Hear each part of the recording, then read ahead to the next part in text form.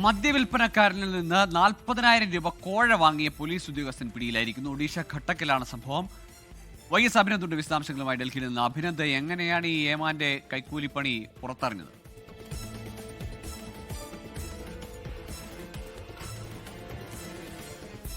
ഗോകുൽ, ഇന്നലെയാണ് ഇയാൾ അറസ്റ്റിലാവുന്നത്. വിജയ്കുമാർ വാരിക് എന്നാണ് ഈ പോലീസ് ഉദ്യോഗസ്ഥന്റെ പേര്. CRF എന്ന് പറഞ്ഞ പോലീസ് സ്റ്റേഷനിലെ ഒരു സബ് ഇൻസ്പെക്ടർ കൂടിയാണ് ഇയാൾ.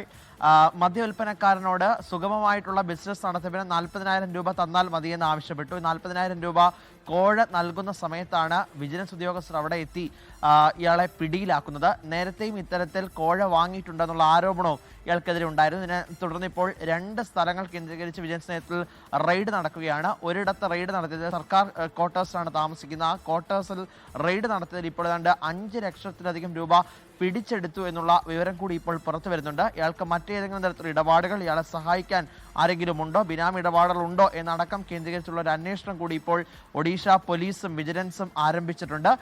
സബ് ഇൻസ്പെക്ടർ റാങ്കിലുള്ള ഒരു ഉദ്യോഗസ്ഥരാണ്. അത്തരത്തിലേക്ക് ഉടൻ തന്നെ ഇപ്പോൾ സസ്പെൻഡ് ചെയ്തതായിട്ടുള്ള 15 ദിവസത്തേക്കാണ് ഇപ്പോൾ നിലവിൽ സസ്പെൻഡ് ചെയ്തിട്ടുള്ളത്. ഈ അന്വേഷണം മുന്നോട്ട് പോകുന്ന മുറയ്ക്ക് മറ്റു നടപടികളിലേക്ക് കൂടി കടക്കും എന്ന് ഒഡീഷ ആഭ്യന്തര വകുപ്പ് വ്യക്തമാക്കുകയും ചെയ്യുന്നുണ്ട്. ഗോകുൽ, ശരി. അനധികൃത മദ്യവിൽപ്പനയ്ക്ക് കുടപിടിക്കാനാണ് കൈക്കൂലി. 40,000 രൂപയാണ് മദ്യ വിൽപ്പനക്കാരനോട് പോലീസുകാരൻ ആവശ്യപ്പെട്ടത്. ഒഡീഷയിലാണ് ഈ സംഭവം. ലോകത്തെവിടെയായാലും ഏത് സമയത്തും 24 വാർത്തകളും ഓഗ്മെന്റഡ് റിയാലിറ്റി പാക്കേജുകളും എക്സ്പ്ലെയിനറുകളും വിശദമായി കാണാൻ ഞങ്ങളുടെ യൂട്യൂബ് ചാനൽ നിങ്ങൾക്ക് സബ്സ്ക്രൈബ് ചെയ്യാം.